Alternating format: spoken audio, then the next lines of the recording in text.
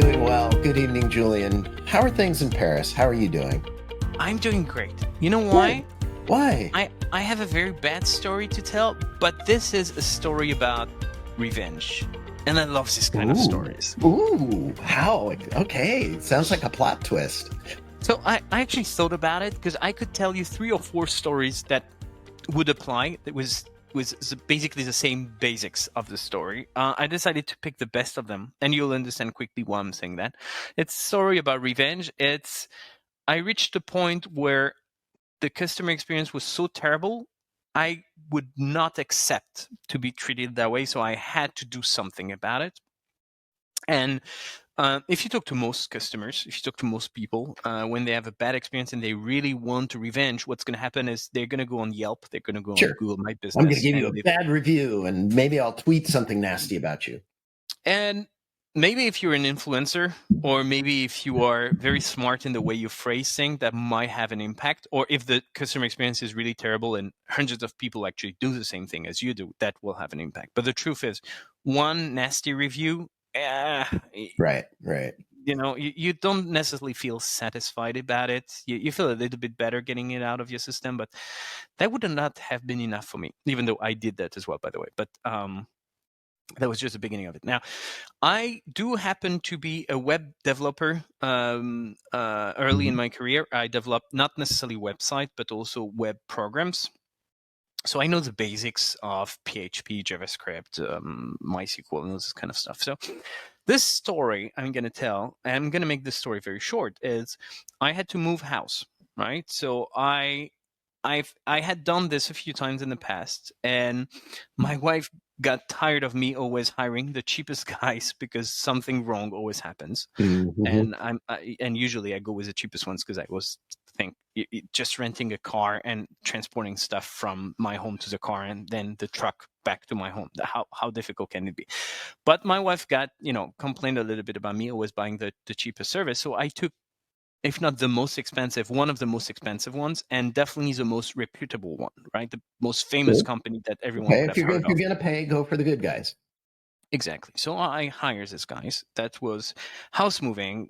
They sent someone, check how many cubic meters you need for that stuff, quote the price, we sign it, we agree on a date and everything. And then I need to go to the city hall to book some space, parking space just in front of the building to make sure they can park the truck. And even though it cuts the traffic, it's okay and everything is fine. Now, what happens? And they tell me we arrive at 7 a.m. in the morning. We had packed everything. There was an empty apartment with all furniture bubble wrapped, all items, whatever they are, packed in cartons. No more Wi-Fi because the Wi-Fi box is in their carton. Basically an empty flat. 7 a.m. in the morning. No one shows up. 7:30, no one shows up. So I start calling. Unfortunately, hey, guess what? They open at 9. So 8 a.m. comes, still no one. 8:30, still no one. 9:00, I'm on the phone and I'm already saying, where the hell are you guys? Let me check.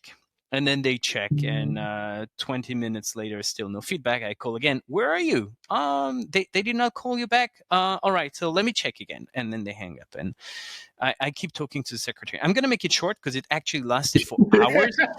We stayed with my wife in that empty apartment with no internet, no water, no glasses, no food, nothing, all the way until 4 p.m. By the time they showed up, I must have called them 30, 40 times. The secretary picking up the phone was so sorry for me, but the only thing she could do was calling her boss, the boss promising he would call back and he would not do anything about it. So it was so terrible. I felt bad for her, but I had no other resource. She would not give me her boss's phone number. Right. So anyway, they finally show up. By the time they show up, by the way, the time limit we had for blocking the street was expired for long. So we took another long delay for them to block the street and figure it out. That was really bad. Anyway, fast forward. We moved to the new house. They lose my stuff, by the way, which was just 3 kilometers away. So they had to delay for 3 days to delivering it. So now I was in a new house for 3 days with nothing. Again, nothing. I won't go to all the details because that was a really terrible experience. But what happened is I managed to get the secretary to give me the email address both professional and private, of her boss, because I told her, look, either I can yell at you, but you can't do anything about it, or you actually give me this guy's email because he's promising he's going to call me back. So give me his email. I'm going to talk to him. She gave me the phone and the email and never responded to any of this thing. Now I got tired and I got pretty pissed because I felt like I paid the premium price for the most terrible service I ever had, because the cheap guys were much better than them. How could it be worse? So what I did was programming something that would send them one email per hour. Very nice, with a bunch of placeholders I would change to make sure I don't get stuck in the spam filters, changing my IP address all the time, changing the server, the send to and the reply to information, with a bunch of different templates. I built that just for the sake of revenge. Probably doesn't make sense, but I loved it. Send them one email per hour to the company email address, his private email address, and his professional email address. So every hour from 8 a.m. to 6 p.m. 2 days went by, didn't respond. Okay, so now it's 3 emails per hour. Still don't respond. Now it's 5 email. Now it's 10 email. Now I'm also emailing the franchise, because it's a franchisee, right? So I'm emailing the franchise. Now you guys get from midnight to midnight 20 emails an hour on every email address I can find within the company. I went on LinkedIn, find those guys' email address, their bosses, their manager, customer service. I've been spamming all of them until 10 days later, the guy called me and said, you got to stop it. We can't do any business anymore. We don't know what are the quotes coming through. And I said, look, if you just responded to your customers, this kind of shit would not happen. I got so mad about it. And then he just hung up on me. Didn't try to solve the problem or anything, just hang up on me.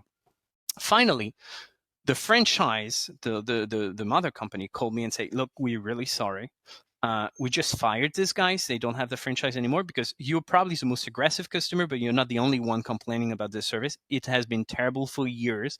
We finally decided to pull the plug based on, well, your emails. Could you now just stop it, please? And unfortunately, we're not going to pay you back because that was a franchise. That's not our problem. They just carry our brand name, but that's really not us delivering the service.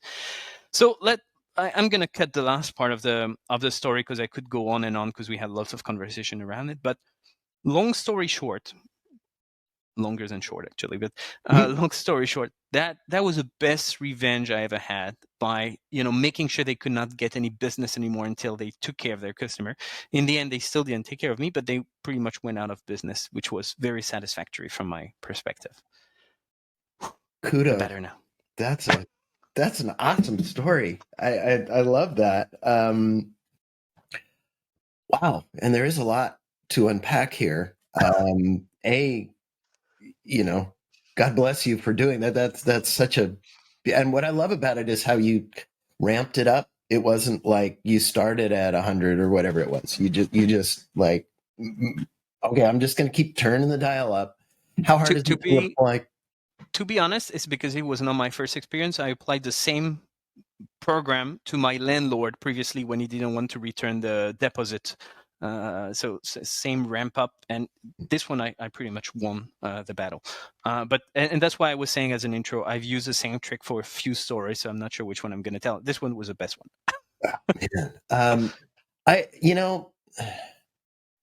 I think the most disturbing thing in all of this is the parent company saying, we're not going to take any responsibility for this. You're out.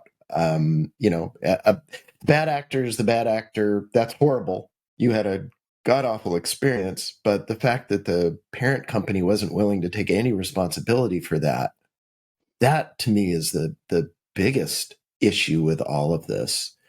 I feel like that secretary deserves a medal. Not that I know you. I'm sure you were the soul of politeness and everything, but still, just having to explain that makes it worse for her because you were being nice. You were, whereas if you're mean and stuff, then it's no fun. But at least she doesn't have to feel sorry for you. But how inexcusable to never reply to any of that. By the end, she was actually in tears by the end of the day of the delivery, because she would call her boss like every 20 minutes because I was on the phone, and I don't know what he would tell her, but she would say that he's about to call me back, and he never did. So you could feel how powerless she was feeling and Right. how Right. disrespected. Because I mean, at the end of the day, she's not respected any more than I am by this company. This was such a poor experience for both her and myself. Wouldn't you love to run into that guy on the street one day? Probably not, because I think he's the same guy who came to do the visit, and he was like 2 point something meters high and very Oh, muscular. okay. So I don't Oh, want to maybe meet. not. Okay. Maybe that's a bad idea. And that's probably why I kept everything very polite as well. Because keep in mind, those are house moving companies, so they have both of my addresses. So you you still want to Good keep it point. cool Good somehow. point. Yeah. Oh, that's wow. That's one of the worst experiences I've ever heard. Yeah, and it sounds like anything short of that was not going to make it, which is another thing that speaks poorly about the parent company. Anything short of that didn't work because obviously they'd heard a lot about this guy previously, and none of it made a difference. And if this is supposed to be a premium brand delivering premium service at a premium price, and they're 9 hours late without even so much as a hey, we're sorry, or even a like, yeah, we're gonna be 9 hours late, deal with it. They didn't even do that, for criminy sake. So you're just in limbo that A- whole time. And it's not like you're waiting at home for a delivery, which is pretty bad already. You're Right. waiting in an empty flat with no food, no drink, no anything. That's Right. Right. I have been angry quite a few times with customer service. I think they reach the top of it. I don't I'm with you on that one. That is just, well, I'm glad we've got the couch. Yes, so am I. So glad I get it out of my system. I still have the program, by the way. I have a few friends who ask if I would be willing to share it with them. I don't want to get in trouble, so I'm not. But I'm not sure if a customer could be non-GDPR compliant. I need to dig into that one. Well, thank you so much, Max. And next week, I will let you tell me some of your stories as well. That sounds great. Thanks, Julian, and congratulations, and I'm glad you survived it. Talk to you I soon. did. Thank you. Bye there.